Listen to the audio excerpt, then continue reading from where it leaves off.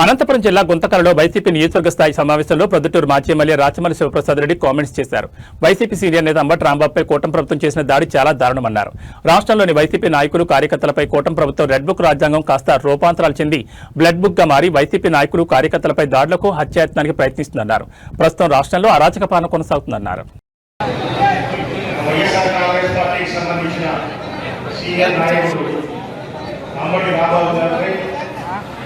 ఈ ప్రభుత్వం దాడి చేసి హత్య చేసే ప్రయత్నం చేసినందుకు విచారణ వ్యక్తం చేస్తా ఉన్నాం, ఖండిస్తా ఉన్నాం.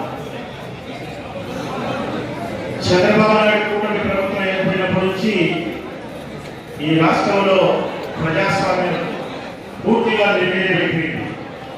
హింస రాజకీయాలకు తెరదీసినారు, కక్ష రాజకీయాలకు తెరదీసినారు, అవినీతి రాజకీయాలకు తెరదీసినారు.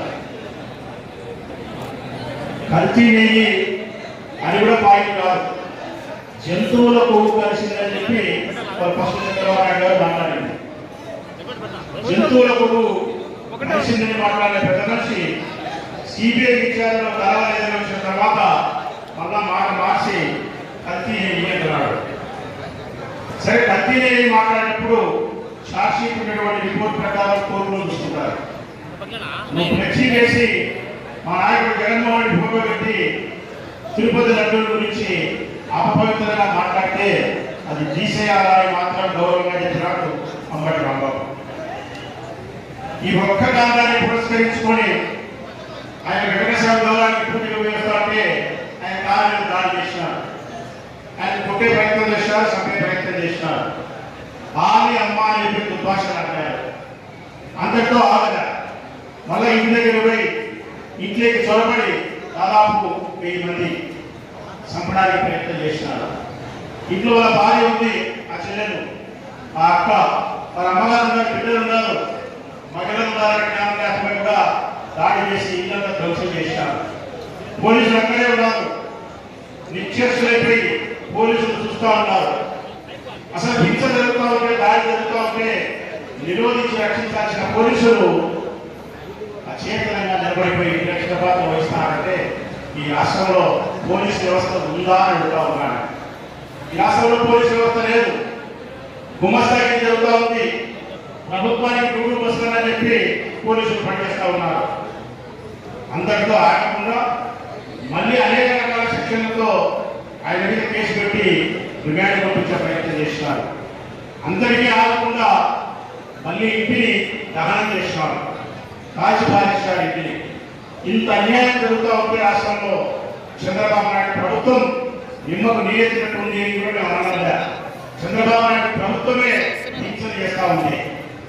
ఇక వాళ్ళు చెప్పే మాటలు ఏంటంటే చంద్రబాబు నాయుడు గారిని ఆయన కూతురు మాట్లాడినాడు, అంబటి రాంబాబు గారిని కూతురు మాట్లాడినారు, జగన్మోహన్ రెడ్డి గారిని కూతురు మాట్లాడినారు, జగన్మోహన్ రెడ్డి గారిని అనకూడని మాట మా నోట్తో చెప్పలేని మాటని చెప్పినారు.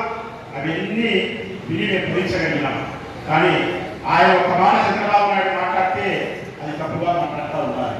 ఈ పాత్రికేయ సమావేశం ద్వారా నేను అడుగుతా ఉన్నా, నారా చంద్రబాబు నాయుడు గారి అమ్మ మాత్రమే ఈ రాష్ట్రంలో అమ్మన, నారా చంద్రబాబు నాయుడు గారి శ్రీమతి భువనేశ్వర గారు మాత్రమే ఇల్లాలా?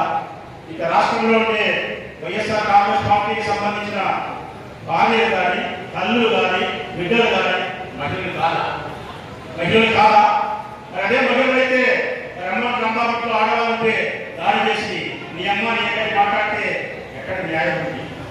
ఇవన్నీ కూడా ఎక్కడికి దాడి చేస్తారంటే ఈ రాష్ట్రంలో ప్రభుత్వం లేదు, ఈ రాష్ట్రంలో పాలన లేదు. ఈ రాష్ట్రంలో ఉండేదంతా ఒకటే, కక్ష సాధింపు చర్య వైఎస్ఆర్ కాంగ్రెస్ పార్టీ వారి పైన.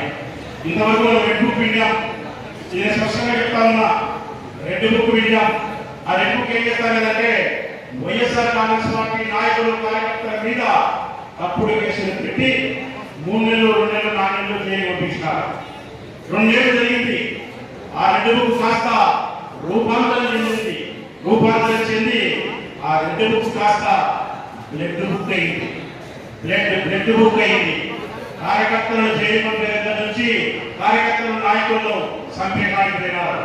అక్రమ కేసులు పెట్టి జైలు పంపే కానించి ఈ బ్లడ్ బుక్ ద్వారా వైఎస్ఆర్ కాంగ్రెస్ పార్టీ నాయకులను హతమార్చే ప్రయత్నం చేస్తున్నారు. రక్త చరిత్ర మీరు రాస్తా ఉన్నారు. ఇది ఎక్కడికి ప్రయాణిస్తుందో, ఈ రాష్ట్రాన్ని ఏ వైపు తీసుకుపోతుందో, ఎంత నాశనం చేస్తుందో, ఈ నాశనానికి చంద్రబాబు నాయుడు, లోకేష్ బాబు, పవన్ కళ్యాణ్ ఈ ముగ్గురే పాత్రధారులు, సూత్రధారులు. ఇటువంటి చర్యలను రాష్ట్ర ప్రజలను ఖండించాలని వైఎస్ఆర్ కాంగ్రెస్ పార్టీ జెండా నాయకులకు, కార్యకర్తలకు జగనన్న నాయకత్వంలో అండగా ఉంటుందని చెప్పి గట్టిగా తెలియజేస్తా ఉన్నాను.